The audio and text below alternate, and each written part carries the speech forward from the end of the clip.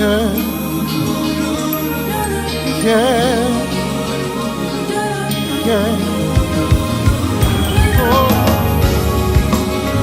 yeah, mm, yeah, born and dead, saved by love, count my blessings from above. Though in darkness, have no fear.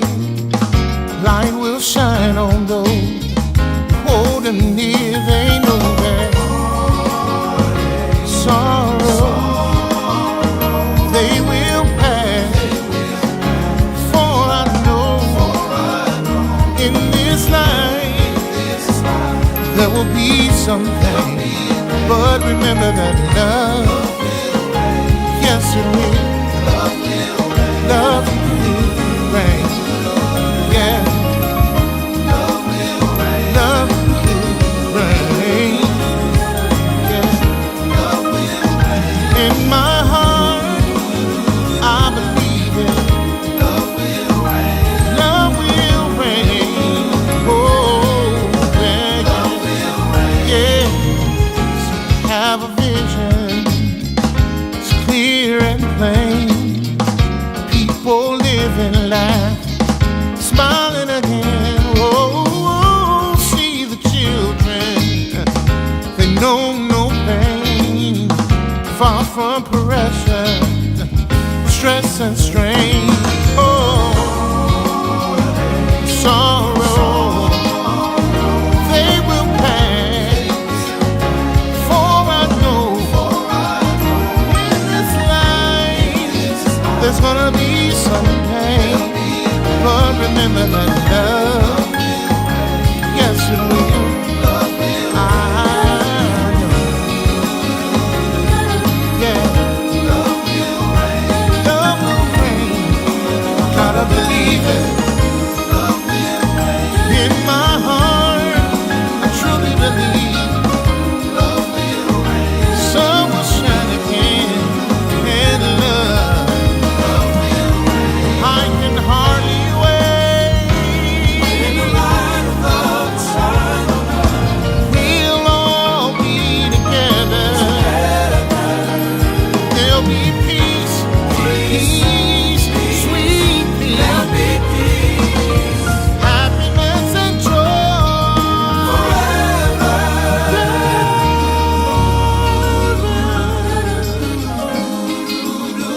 Oh, yeah. One day, someday, pain will be over and love will reign.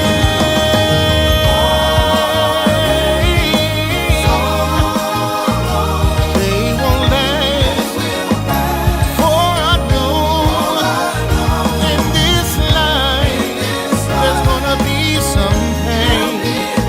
But in the end, love will reign. Yeah. Love will reign.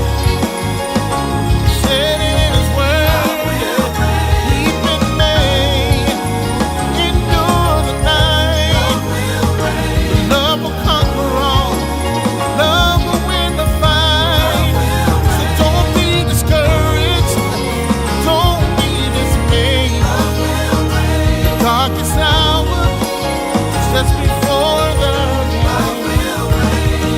Hate will be crushed, fear will be gone, love will remain and go on and on. Though the road seems rough, my friend, we know how to turn it. Oh, yeah. La-da-da-da. La-da-da. La-da-da. Oh, oh. La-da-da-da.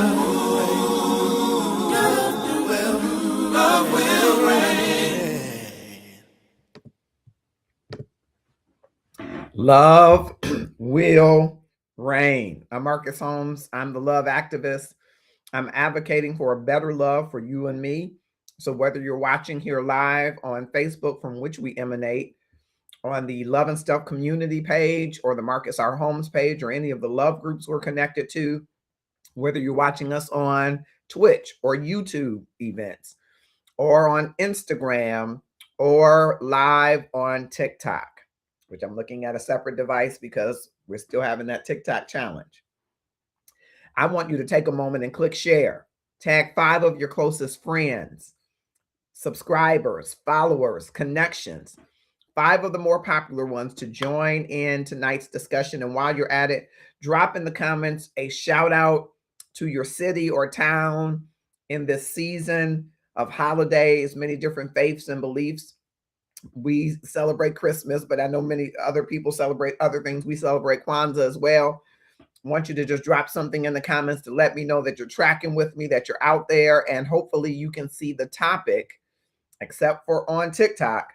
I'm going to read the topic, but you should be able to see the topic across platforms. And I'm excited to be here with you all in the hopes that we could think about how we might increase the amount of love in our world, the amount of love in your relationships. And so, what an interesting topic that we've pulled from the inbox. Thank you for joining us across platforms that I will share with you. Interesting topic. A woman in her early 30s gives her live-in boyfriend of 5 years an ultimatum: propose by Christmas or she's walking away. Now, they share a 3-year-old son.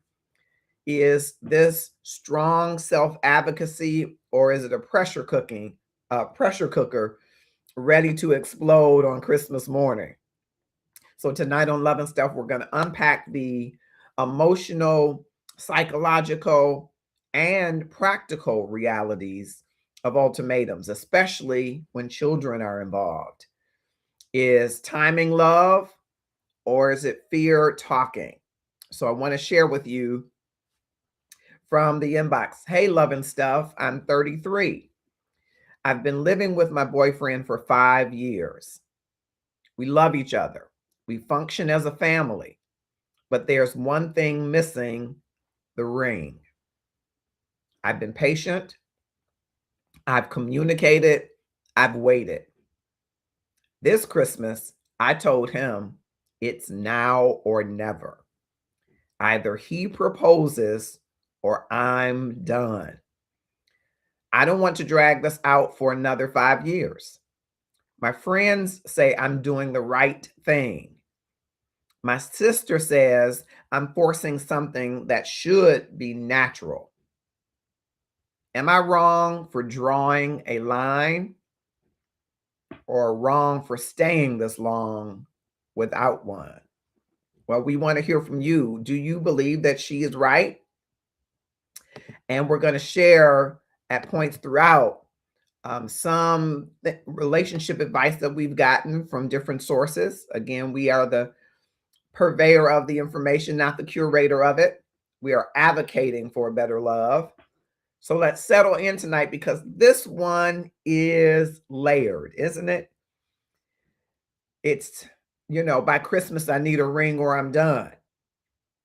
Now, before anybody jumps to judgment, I want us to do something a little different. I want us to slow down and actually examine what may be happening beneath the surface, because this probably isn't about jewelry. Okay? This probably isn't just about pressure. This is likely about fear, time, alignment, and what happens when love and avoidance live in the same house. Let that land. And yes, they have a 3-year-old son. Okay? Okay? Wanted that to land, and I hope that you're clicking share. Hello, S&C Transport. Thank you, Adesh, over there on TikTok. Hello. I want y'all to notice something from that inbox. She didn't say she hates this man. She didn't say he's abusive. She didn't say he's absent. She said she's tired of waiting. And let me know if you agree that waiting might hit different at 33 than it does at 28, maybe even 25.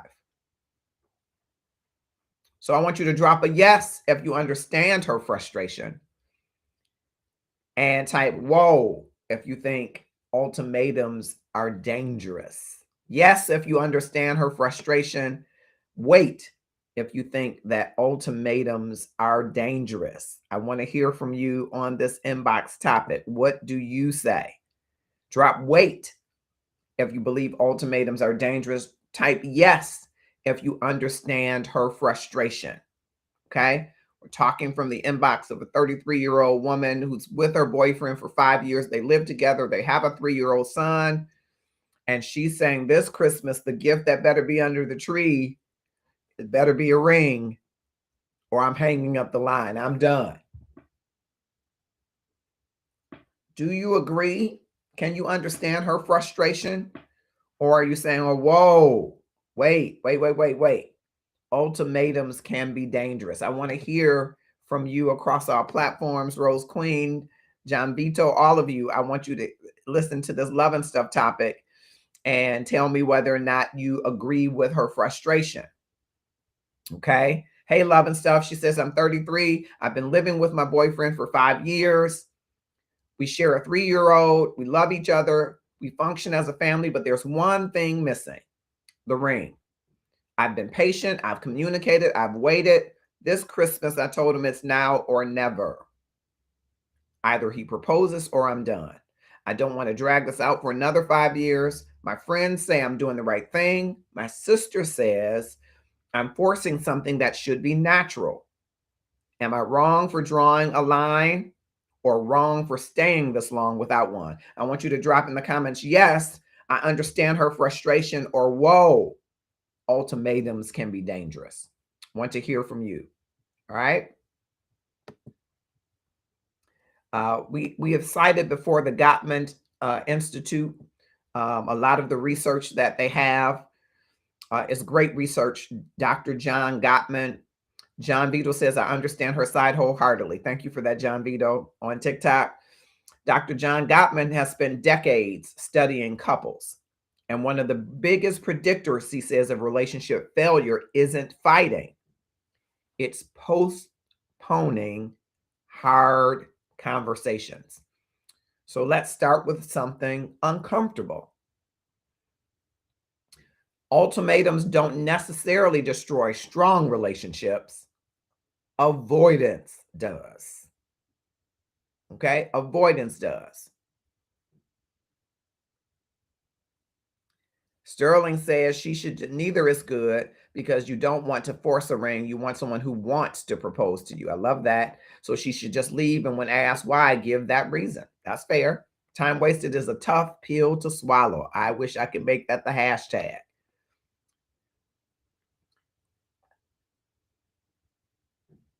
Dr. Gottman, who studied couples for a long time, says stonewalling is worse than fighting.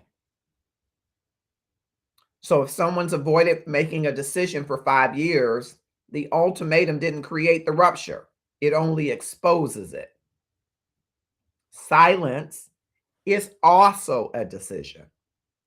Delay is also a decision. So I want to ask you now, how many of you have stayed quiet longer than you should have just to keep the peace or keep the status quo?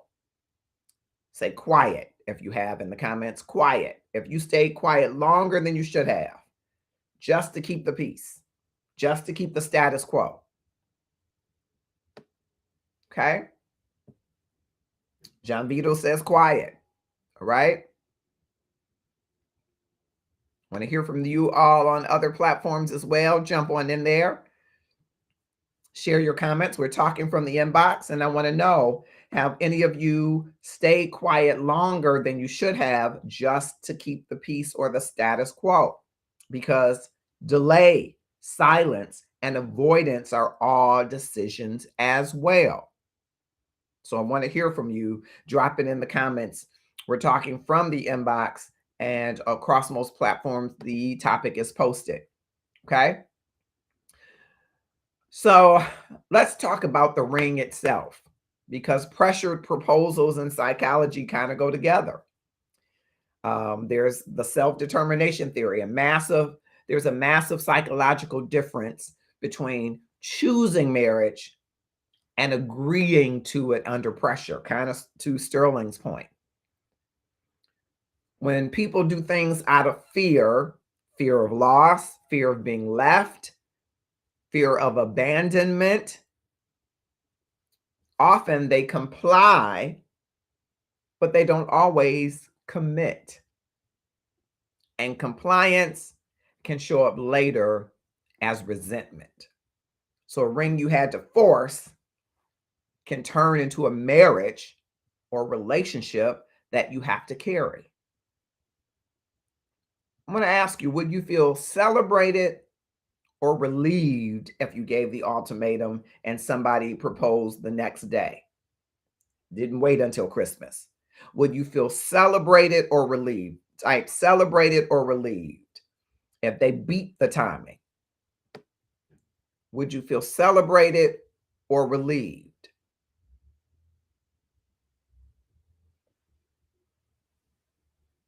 Okay. I want to hear from you.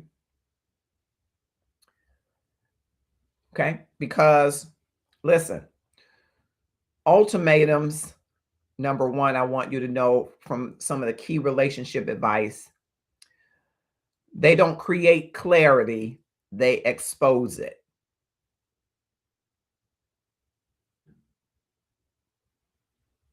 If a partner doesn't know whether they want to marry you after 5 years and a child, the problem is likely not timing, it's alignment.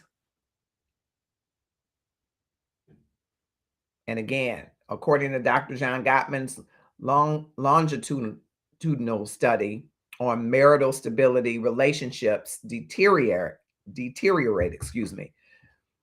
to the avoidance. So an ultimatum typically surfaces the truth that already exists. It doesn't often change it. And if the relationship collapses after an ultimatum, maybe it wasn't as stable, it was just unresolved. And this comes from Dr. Gottman's 7 principles for making marriage work. Okay. So that's number one. Ultimatums don't create clarity, they expose it. All right. They expose it. Okay. We're talking about pressured proposals in psychology. And I asked whether you would feel celebrated or relieved if someone proposed right after you gave the ultimatum. Sterling said if they took so long to propose, it's better they were waiting for a better option or unsure. Very, very true. You want to enter a marriage that someone is beyond excited about you. Otherwise, you won't be happy. John Beadle says she's got to move on. All right. Okay. She's at the point what must be done eventually should be done immediately. All right. All good points. Good points. Okay. And we started with that first, ultimatums don't create clarity, they expose it, right? Number two, a proposal under pressure isn't the same as a chosen commitment. As I mentioned earlier, a ring earned under threat can turn into resentment later. And psychologists know that coerced decisions often resurface as emotional withdrawal, as passive resistance, or delayed resentment. So ask yourself, would you want him or her to choose you or comply with you? Because those are not the same, right? The studies that we've unearthed found on decision commitment show that externally,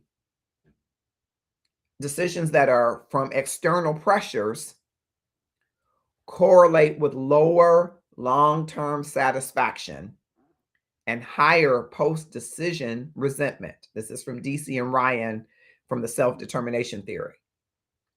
So a proposal made to avoid loss is psychologically different from one made by desire. Big difference. One made by desire, very different than one that is by loss. Okay? And again, that's DC and Ryan from their intrinsic and extrinsic motivations. Okay? So that's number 2. A proposal under pressure isn't the same as a chosen commitment. And so I want you to answer that question that I just asked, which really is, do you want him or her to choose you or comply with you? How often in relationships do we get happy, excited, are fulfilled when they comply with us instead of choosing us? Right? Sterling says, plan a trip to Paris, and if he doesn't do it there, then he never will, rather than an ultimatum. Isn't that kind of an ultimatum, though? John Beadle is currently shopping for a ring now. All right, tell us more.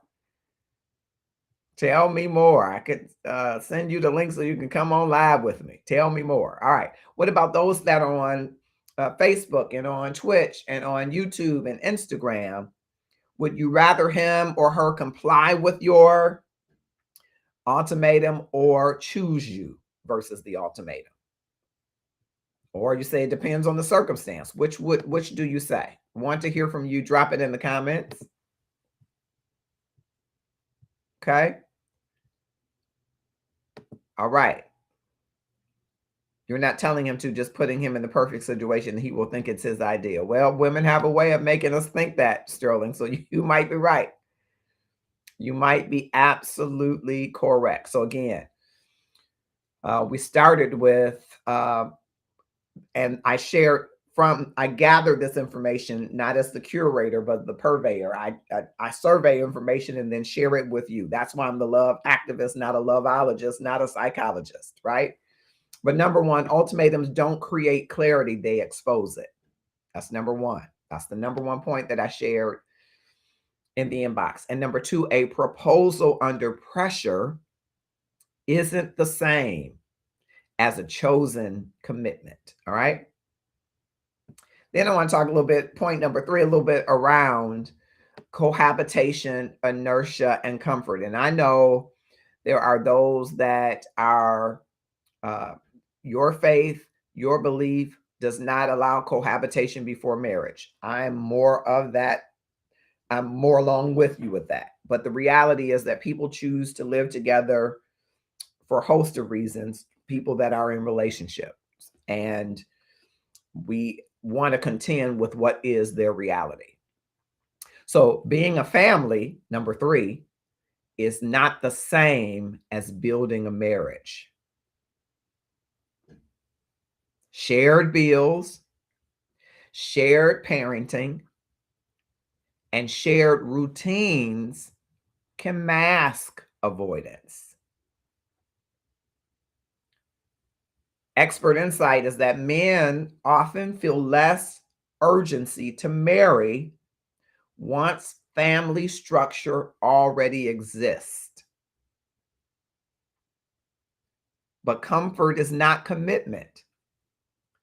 Functioning, existing is not future planning. And cohabitation can reduce momentum toward marriage. Just from the inertia theory by Scott Stanley, you apply it, it shows that couples who slide into cohabitation without explicit marriage plans often remain together longer without progressing toward commitment. So shared living, shared parenting can create emotional inertia that delays intentional decisions. And that's from Scott Stanley, Sliding versus deciding. Something that I think I'm going to have a book club on. Sliding versus deciding. Okay. So let me disrupt something real quick. Living together, raising a child, sharing responsibilities, those things feel like progress. But are they the same as intentional commitment? What are you intentionally committing to see? Is he telling you, well, let's just see. Let's see how it works out. Is that an intentional commitment? We got a good thing going. Is that an intentional commitment? What more do you want? We got a house, we got a kid. Is that intentional commitment? Because comfort can delay clarity. Let me ask you this across platforms. Have you ever realized that you stayed because leaving felt harder than deciding? You're probably in inertia. You're probably going with the status quo. If you stayed because leaving felt harder, packing felt harder, separating accounts felt harder, all of the things that you would use to dissolve or just move on, separate, felt harder than deciding this is it. Okay? I want you to answer that question, if you will. Have you ever realized you stayed because leaving felt harder than deciding? Okay. I want to hear from you because that's point number 3.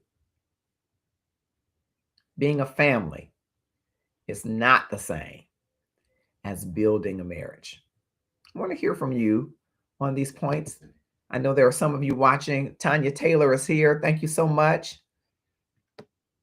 She says, yes, keeping it in wasn't a good decision. But when I spoke up for myself and gave them the decision to marry me, but I made it clear that I wasn't going to be mad, but I wasn't going to be in a relationship for a certain period of time and not being married because I've been there, done that, and didn't get married. Okay, Tanya, I want to know, are you camera ready? I can send you the link to have you come on. I would love to hear you expound a little bit more about that now that you are married, happily married. I want to know, does the ultimatum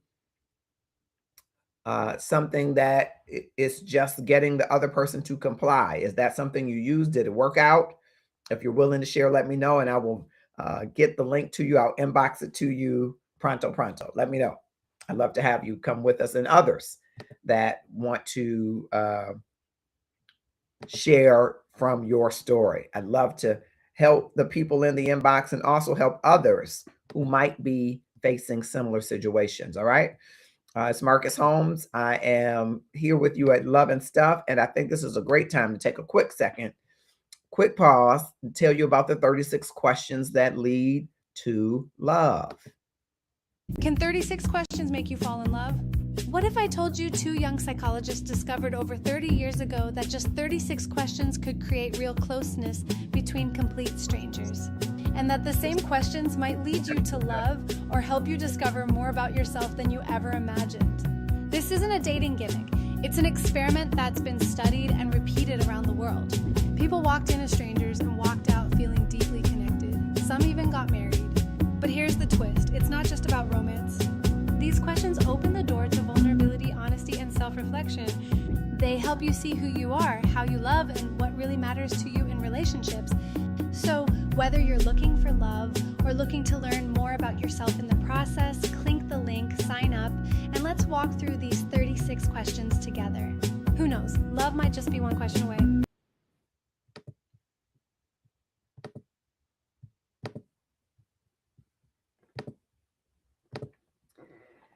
Who knows? If you participate in 36 questions that lead to love, clinking the link, as she says, it is an experiment that I invite all of you to join. 36 Questions That Lead to Love 2.0 is an experiment that was done years and years ago, and it went viral.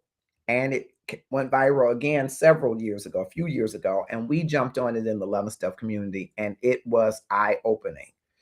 If you are on a journey to love, these 36 questions open you up to be more vulnerable, to see whether or not two strangers can move toward some level of intimacy. All right. So I am going to really quickly get this link over to, if I can get this link over to Tanya.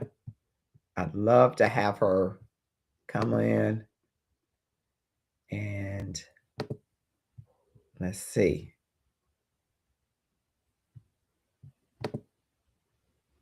Let's see if I can get her in here. That would be amazing. Right. Let's see. Now I don't see where it's not giving me her. Okay.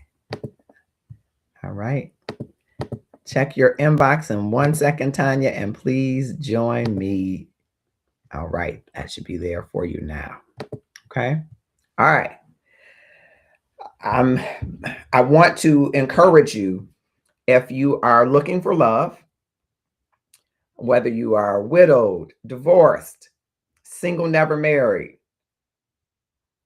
don't be married. There are these 36 questions. And what we did is we had two people who didn't know each other well and some people who didn't know each other at all. We went into a virtual breakout room. The two of them together got in that room and asked each other these 36 questions. And I'm telling you, it was eye-opening to watch their vulnerability toward each other. And we then had a debriefing live on the show. If you're interested in that, I'm telling you, I think you will find out so much about yourself that will, if you don't make an intimate connection, it will help you to open yourself up for the time for you to make that connection. You know, here in the Love and Stuff community, we want your love front and center. That is the way that someone knows that you're available, by wearing your love, living your love front and center. So I'm looking to see if Tanya's clicking the link so she can join me. And while she's doing that, I'm going to move on to point number. We talked about point number 3, but I'm going to just double back, because point number 1 was ultimatums don't create clarity, they expose it. The ultimatum isn't really the issue. It is the avoidance, the delay, the silence before it. Okay. And ultimatums won't break healthy relationships. The avoidance does. Okay. And that's from Dr. Gottman. Okay. I think I hear our guest who's just jumping in with us. Let's see. Let me grab her. All right. There she is. Hey, Tanya, how are you? Hey, I'm doing good. How are you? I am doing well, and thank you for joining us on the spot. That's how we do it in Love and Stuff. So I'm grateful.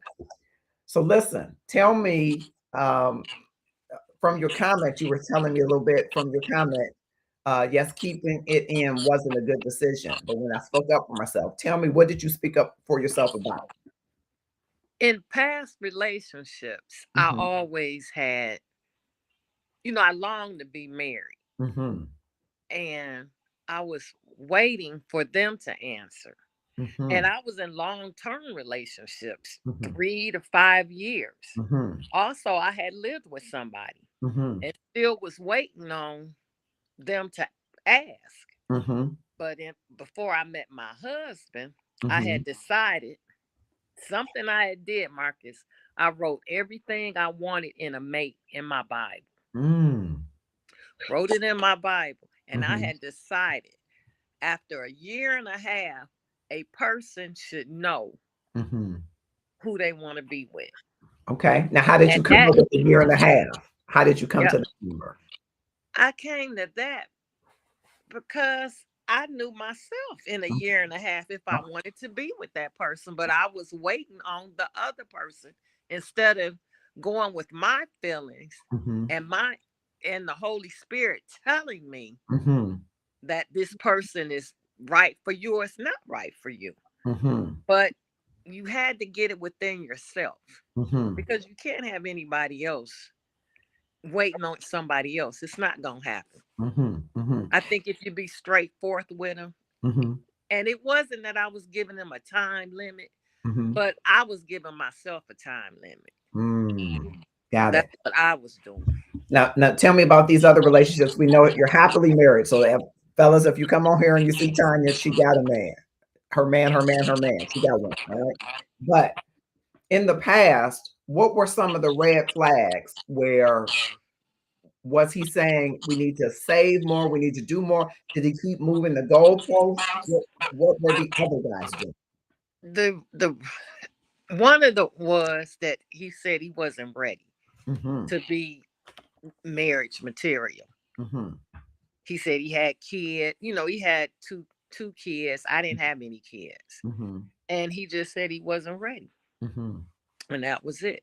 Do And you I said, do you consider that a red flag when they say they're not ready because they should know or not? yes, they should know. They should know. It most definitely they should know. Okay. Yeah, Okay. but you have to be ready yourself. You have to be ready yourself. And you're not gonna settle for it either. Why keep settling? I made the same mistakes going to relationship, and my relationships were long term. Over a year, 3, 5. One of them was 7 years, and I say I'm not doing it anymore. Yeah. Tell me a little bit about that one. I'm really interested to hear after year number 4, what were you telling yourself? That I'm just gonna wait. I'm just gonna wait. That's what I said. Eventually, I thought he was my soulmate. I did. We didn't argue or nothing or fuss or anything, but he just didn't want to get married. And do you know if he married now today to somebody else? No. Still not married. Okay. Still not married. And so after year 4, you were just waiting. What was he saying to you that made you want to stay? We were good together. We just didn't have any problems. Major problems, no arguing, no fighting, nothing. We would just say, well, eventually I figured his mind would change. But after year 5, I said, that's it. And I kept going back, we kept, trying to make it work, but I knew what I wanted to do. Like I say, we wasn't arguing, we wasn't fussing, but I wanted to be married. Got it. And you know how we were raised, why are you going to keep, like my grandmother would say, why should he buy the cow when he getting the milk for free? Getting the milk for free. Yep. And that was it. They sure did teach that, didn't they? So I want to know, what would you say to this woman in the inbox who gave him the ultimatum? What if he's like, no, I'm not ready? What would you tell her? What advice would you give her? Make sure she's ready. Make sure she's ready. And if he's not ready, he didn't gave you his message. Go on, because he could be delaying your blessing for you to find the mate. Because I didn't, and Marcus, I didn't even look for my husband. He found me. Come on, finder. Come on, finder. Me. It was so ironic. It was so ironic. I was not looking.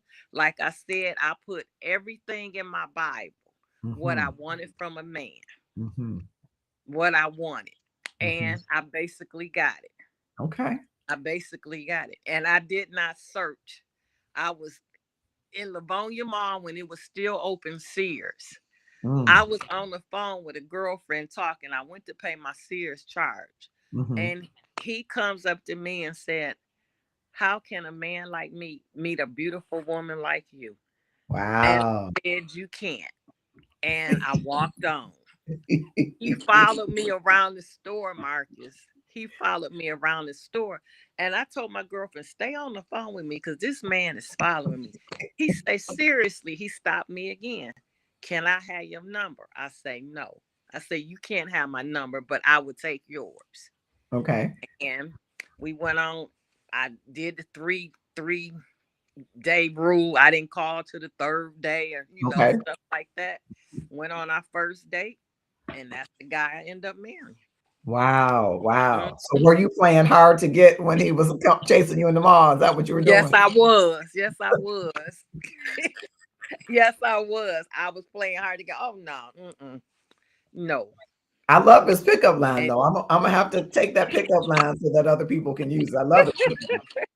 He got pickup game. Yeah, and that, pickup game. he had game. Yeah. He had game. Yeah. Yep. And how long have you all been married? Just so our audience knows.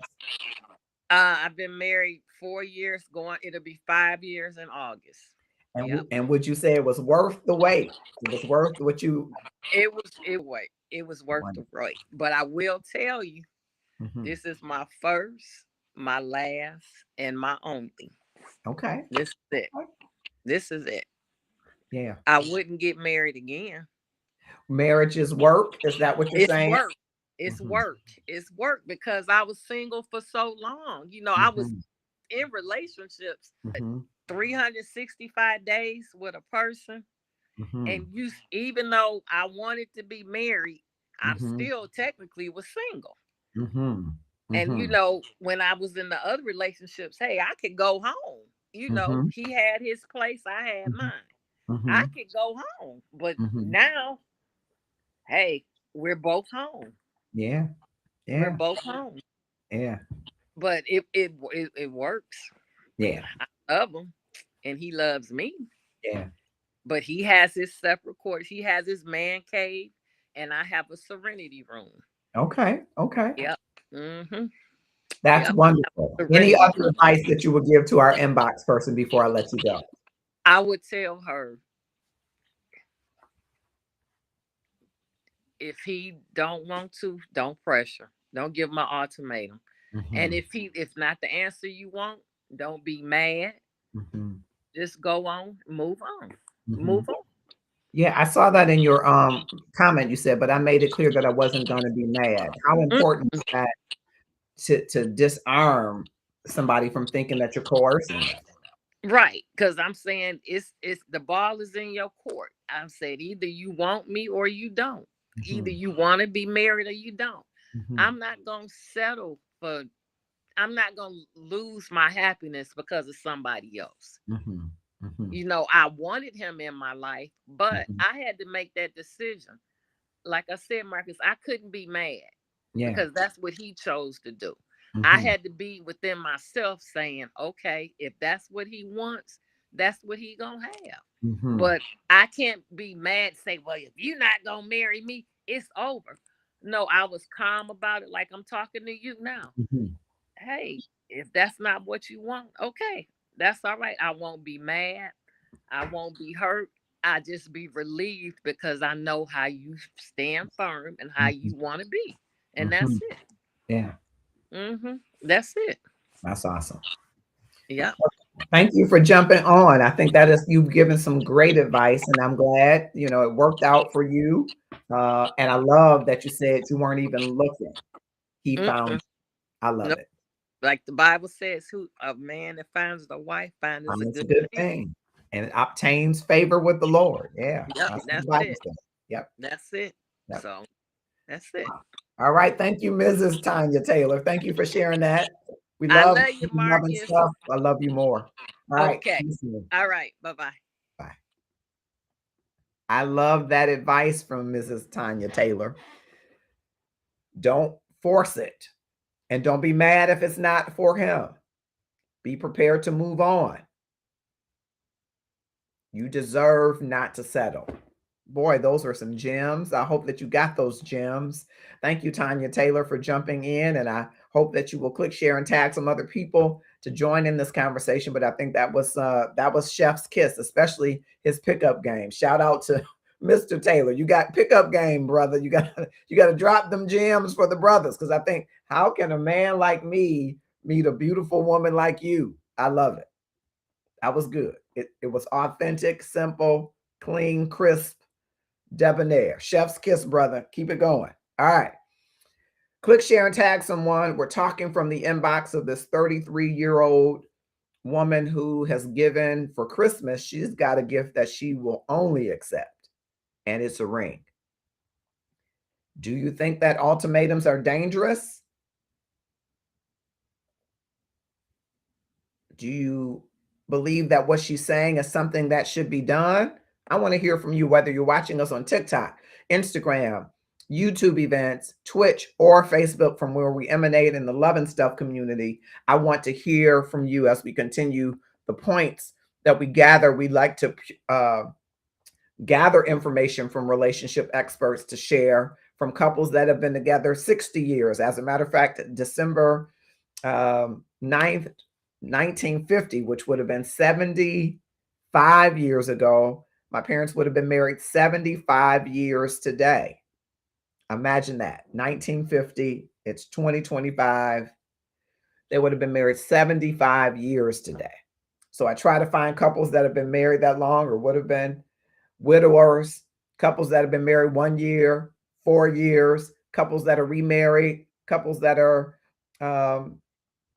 getting married later, and synthesize the information to help all in the Love and Stuff community, fathers and sons, mothers and daughters, so that we can all improve what we say in the Love and Stuff community, up our love game, one relationship at a time, to increase the amount of love in the world, one relationship, one person, one community, one couple, one family at a time. If that resonates with you, I want you to click share, whether you're watching on TikTok, Instagram, YouTube events, Twitch TV, or here on Facebook. I want you to make sure that you click share. Okay, we're going to go back just to revisit as we're at 9:21. So we're going to move along because we're almost to our time.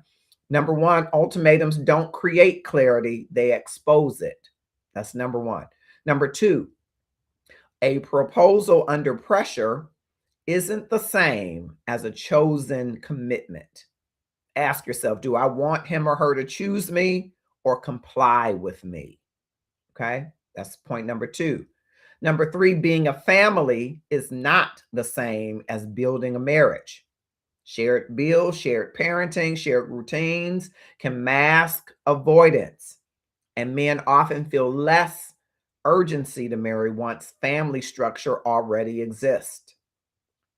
The takeaway there is comfort is not commitment. Functioning is not future planning. Cohabitation can reduce momentum toward marriage. Number four is because they have a 3-year-old son. Your son is watching, but not in the way you think. Because children don't learn love from rings. They learn it from how conflict is handled, how respect is given. Kids reared amid unresolved tension often internalize anxiety, even when parents are staying together to keep the peace. So the question doesn't become stay or go. You have to begin to think, what relationship model am I normalizing for my child or children? Children are affected more by relationship tension than they are by separation. According to Amato, Dr. Amato, child development research consistently shows that prolonged relational tension, not separation, is more harmful to children's emotional security. A two-parent household or two-parent relationship doesn't always automatically equal emotional safety. And that's from Research on Divorce and Child Well-Being by Dr. Amato. I want to let that land for just 1 second.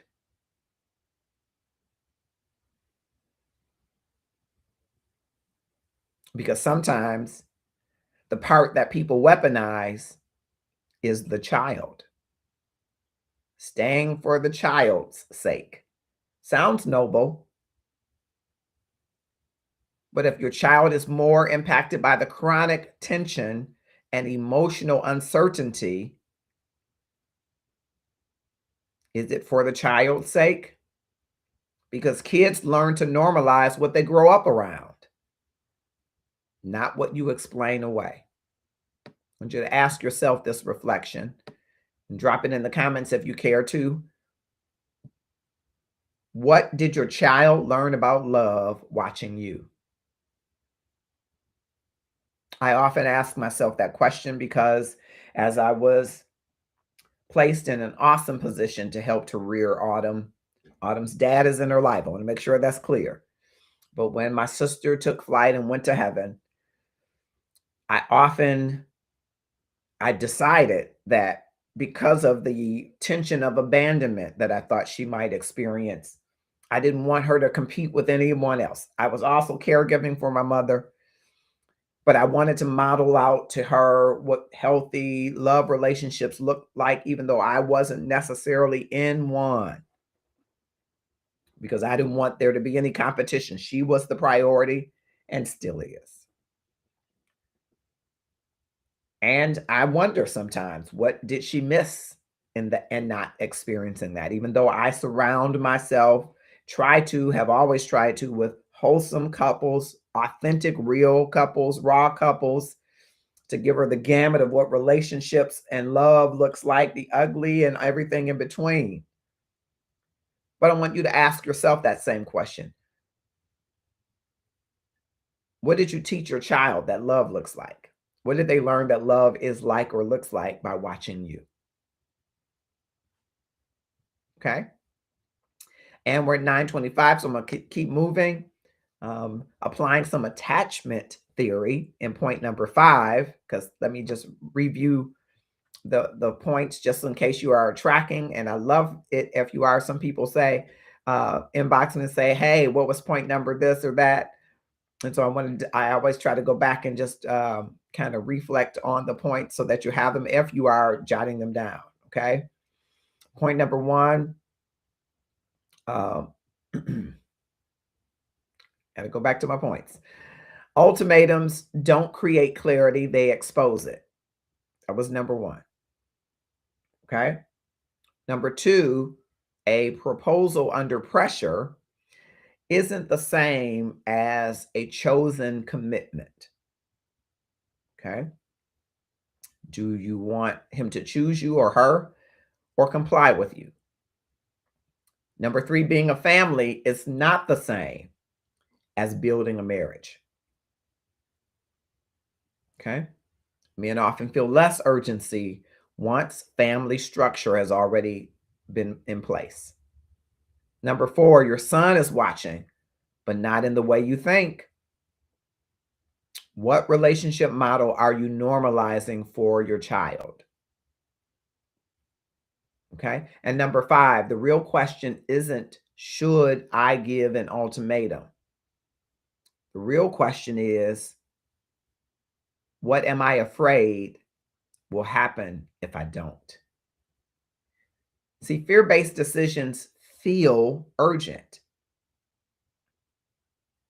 but value-based decisions feel grounded. Before Christmas Day comes, she needs to ask, and maybe you do too, if he says yes, am I celebrating or exhaling? And if he says no, am I heartbroken or finally free?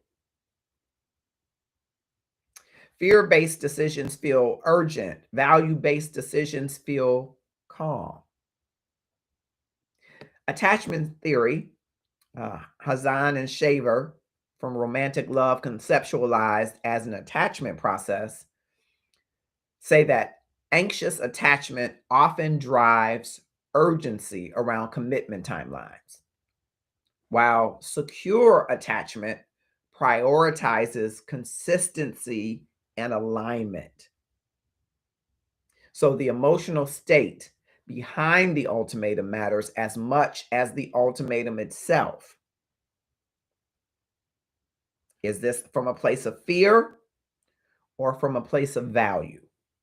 Because you can't tell someone, because I value myself, as Tanya said, because I'm not settling, a year and a half is my cutoff time. You've reached a year and a half times 3. Because my value says this is what I deserve.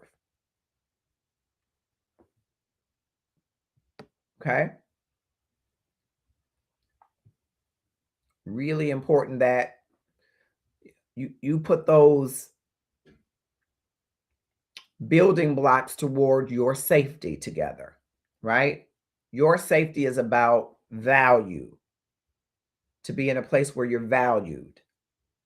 It's not a place of compliance. It's not a place of coercion. It's not a place of fear. It's not a place of force. It is organic. It is natural. It is spiritual. It is supernatural. It is dunamis power and love. And you deserve to experience that by building blocks based upon your values, based upon your faith, based upon your beliefs, and not based on the sense of urgency because I'm 33 or I'm 45 or I'm 62. No, I value what I bring. I value who I am. And while I believe we could exponentially grow our value together, I deserve a certain something. That makes the position safe because it's not based on the fear or expiration of a specific holiday. It's based on where your value level is. And I think we all have a value level. If we haven't understood it or embraced it, we should. Where, as Tanya said, where Holy Spirit is telling you enough. Where it's like the thump on your head, Oprah says, or the hair on the back of your neck, where you have this truest sense that it's enough. This is our value threshold. Instead of being tired of waiting, you deserve more. You deserve to have the very best. Okay? We're at 9:31, so we're just a minute beyond. And I'm grateful for Tanya coming on. And I think it's an important discussion. 5 years, 1 child, 1 household, and 1 sentence maybe that can change everything. Ring by Christmas, or I'm hanging up. I'm gone.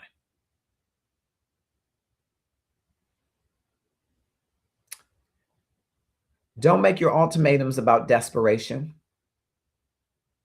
If you use ultimatums, that's your choice.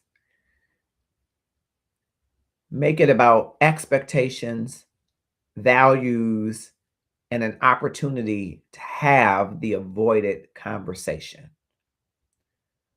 Because if you're not guessing what you want, if you're not confused about love, maybe you're confused about the other person, and that matters. A proposal shouldn't feel chosen. It should feel chosen, rather. It shouldn't feel cornered.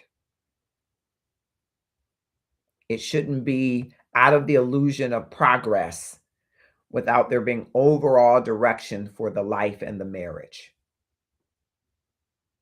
Because we're teaching powerful lessons to our children who are watching, lessons of how adults handle unfinished business and approach avoided conversations and delays. And there's real danger in staying quiet until resentment speaks for you. If someone wants to marry you and believes in marriage with you, 5 years is probably more than enough time for them to know. And if not, they should be seeking some intermediary, some assistance to help them work through what might be thwarting them from coming to that conclusion. So I want to close asking you, is she asking for too much? Did she wait too long to ask the right question? I want you to keep the conversation going, because love isn't just about patience. Love is patient and kind. But love is also about courage. The courage to speak up, to have the tough conversations, and to be intentional about what you desire, value, and deserve. It's not about shame. It's about clarity. It's about power. It's about alignment.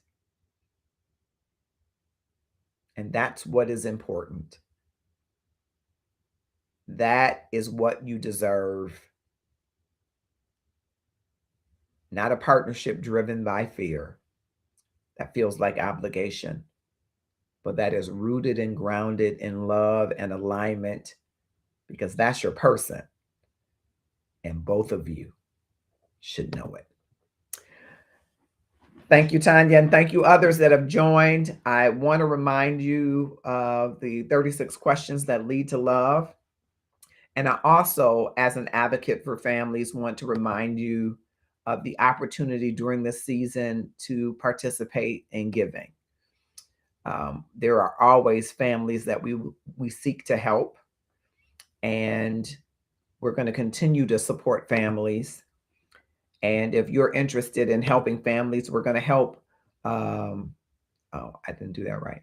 We're going to help. There it is to the side. We're going to help a family this year, a family whose father passed away last Christmas, on Christmas Day, and he left 11 children. And we will be sharing information about their sizes and desires. Some of them are teenagers and they want gift cards, and we want to be a blessing to them. And so if that resonates with you, you will see not only this link, but you will see other opportunities to give before we get to the Christmas holiday. Join me in giving to help them enjoy what I know must be a very difficult time of the year for them.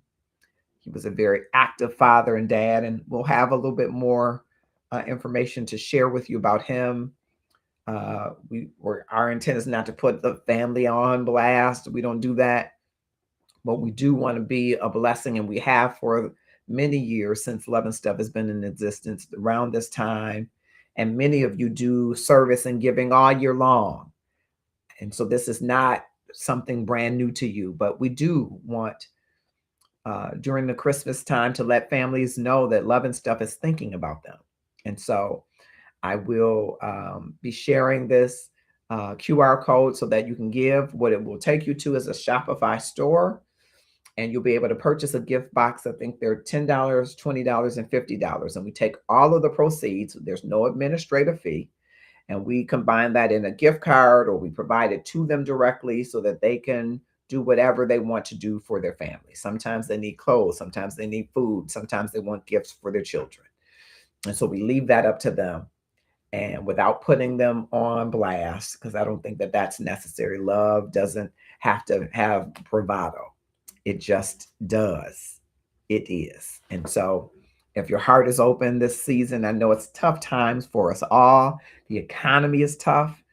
And imagine how tough it might be for a wife with 11 children, how tough it might be for others that are in situations and circumstances that are different than yours. So please consider that. And I think we will just share a little bit about the Love and Stuff gratefulness journey every day. Marcus, I want to congratulate you on Love and Stuff. I really want you to know that Thank you all for having me there. staying grateful and understanding the power of what it is to be operating out of a space of abundance and gratitude is the most important part of every journey of every day. So Marcus June, congratulations on this book. It's on Amazon now. That makes me so proud of you and your family and me and my family, and every single person around us gets it. So good on you for bringing it into the hands and the laps and the Kindles of all the people. Okay, so we're gonna check it out. Can't wait to learn more.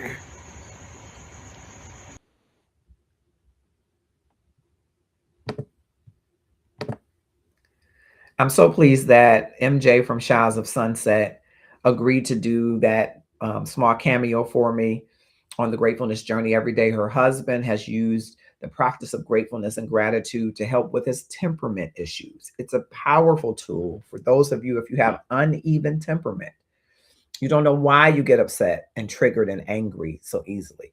The practice of gratefulness helps you to lean into emotional intelligence.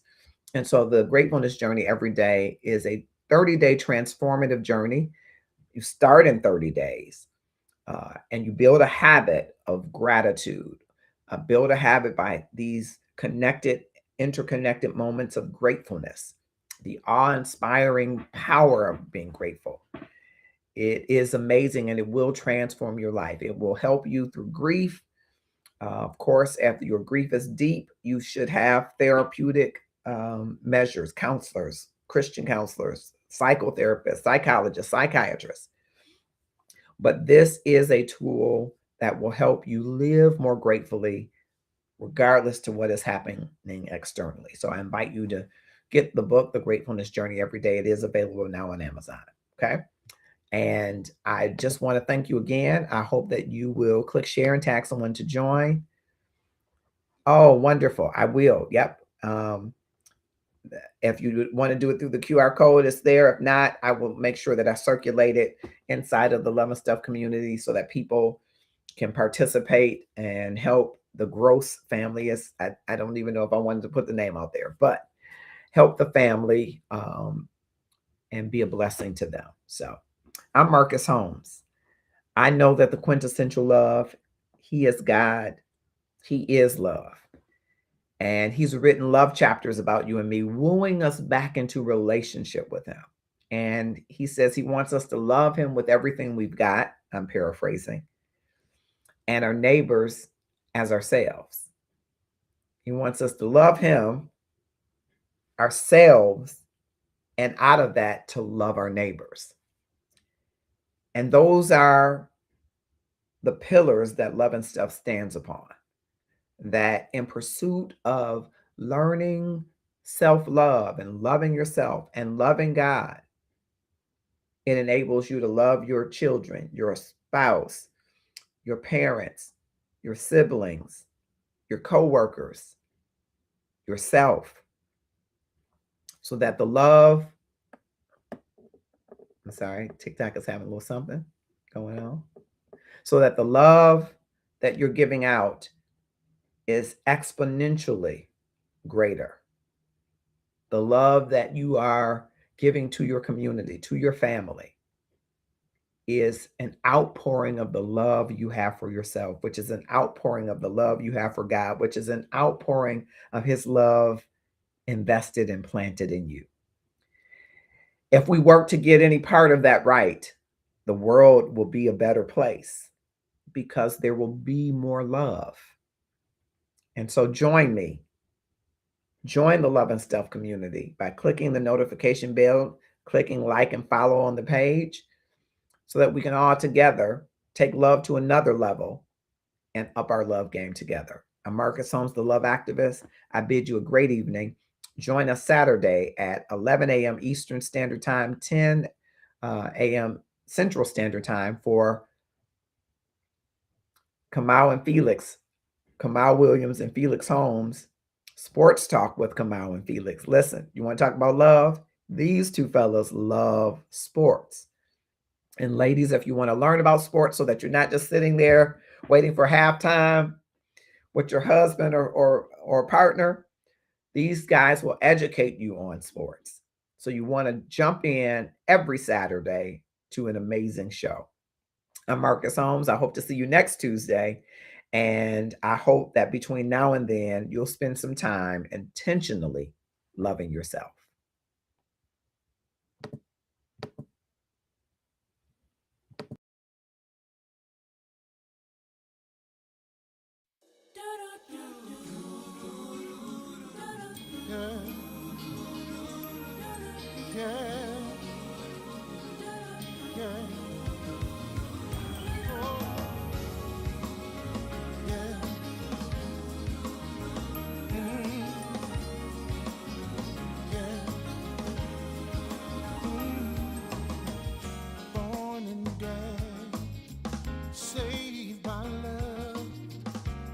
My blessing from above, though in darkness, have no fear. Light will shine on those old and near. They know that sorrow they will pass. For I know in this life there will be something, but remember that love, yes it will, love will reign, yeah, love will reign, yeah,